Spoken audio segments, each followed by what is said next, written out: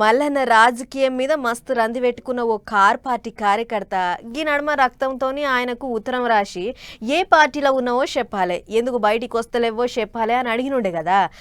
గా ముచ్చట మీద మల్లారెడ్డి సార్ ఇంకా సపోర్ట్ చేయకపోయే.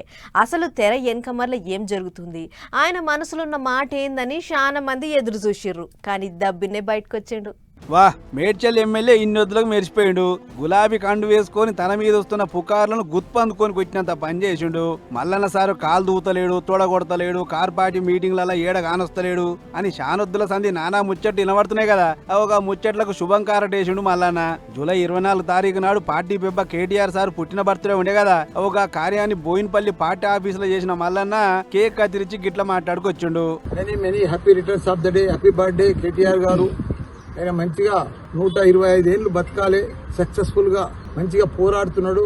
తప్పకుండా మన తెలంగాణకు సీఎం కూడా కావాలని కోరుకుంటున్నాను. చూసిరా, ఈ నడమ జరంతా అలాగసలాగా ఉన్నట్టు కనబడి ఆ జోషి లేదు గాని, లేకుంటే మల్లన్న జోరును ఆగబట్టుడు ఎవ్వరితో కాకుండేది.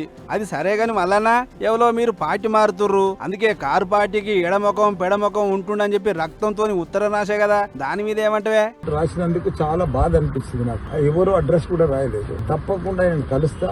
నేను ఆయన బాధ అంతా నేను పార్టీలోకి వెళ్ళి మారుతున్నాను బాధ. అది రాసిండు, నాకు కూడా బాధ అనిపించింది. చాలా ఇబ్బందికరం ఉంది. అడ్రస్ తెస్తే తప్పకుండా ఆయన ఇంటికి పోతుంటే తప్పకుండా ఆయన ఎట్లయినా అడ్రస్ తెచ్చుకొని పోతా. నాకు కూడా బాధ. నేను ఎక్కడ పార్టీలకు పోతాను, ఏ పార్టీలో మాట్లాడతాను. ఇంటిరా ఏ పార్టీలకు పోతలేను, చెయ్యి పార్టీలకు చెయ్యి జాపుతలేను, కమలం పార్టీలకు కాలు జాపుతలేను, కారు పార్టీలనే ఉన్నా అని చెప్పుకొస్తుడు మాజీ మంత్రి. సరే జరసేపు ఆ మాటను నిజం అనుకుందాం. మరి ఇదేందే మల్లన్న, బోయినపల్లి పార్టీ ఆఫీసులో పార్టీ పోస్టర్లు అన్ని జింపేసిరు, పెట్టిన ఫ్లెక్సీలన్నీ ముఖం తిప్పేసి పెట్టిర్రు. ఇక జెండాలు బెండాలు అయితే ఊడ వీకేసి ఏనో మూలకు పడేసిరు. మరి దీని మతలావేందే?